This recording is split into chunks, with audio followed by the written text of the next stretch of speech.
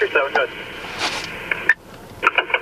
Deputy Cower began his shift on a Wednesday evening around 7:30. Cower has been patrolling the streets of Broome County for 7 years.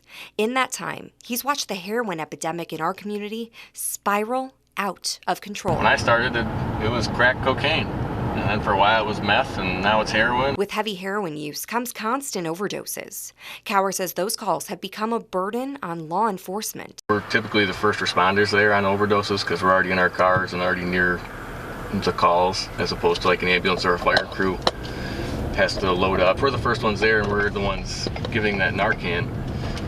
We're saving the person, bringing them back, they go to the hospital for a while, get checked out, and then they get released. Police can't arrest anyone at an overdose call, nor can they force them into treatment.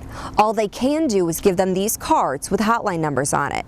So while they're saving lives with Narcan, some officers wonder how much good they're really doing in the long run. You talk to 8 other people that same night that all do heroin, but you couldn't arrest them or couldn't get them some kind of help. I mean, what are you really doing? Just an hour into Cower's shift, he learns the Special Investigations Unit Task Force have a bust on their hands.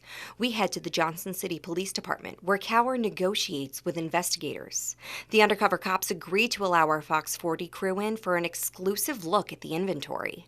They speak candidly to our cameras on the condition that we conceal their identities by showing only their hands and feet. What you see here is 3 bundles. So this is 1, 2, 3, and that's 30 bags total. The investigators run tests on what they believe to be heroin, which confirm what they already knew. If it is heroin, is we put a little bit of the subject sample in there, break an ampule in there, and it'll start off, it'll turn orange, and then within 12 seconds it'll turn to purple. It turned orange, and then it goes towards that purple color right there, and that's a positive test for heroin. The amount they seized is just a sliver of what's circulating through the area. It used to be more expensive to buy, and now it's coming down, which just shows you that there's that much more in the area that these people don't have to pay, $200 a bundle. Police are frantically working to take heroin off the streets, and they already have their hands full with drug-related crime. It's out of control. They steal from their parents and their grandparents, their brothers, their sisters,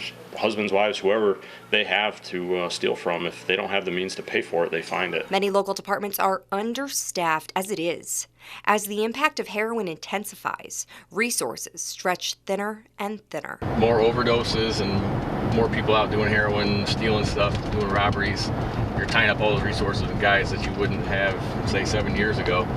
We were out actually trying to be more proactive. Cower says he feels law enforcement is trying to fight this beast with their hands tied.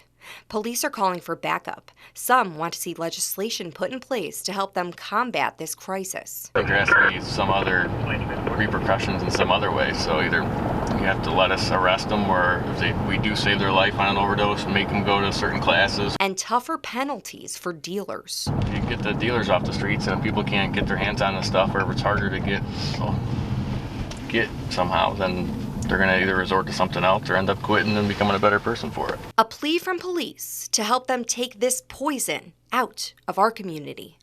In Johnson City, Carrie Longabuco, Fox 40 HD News.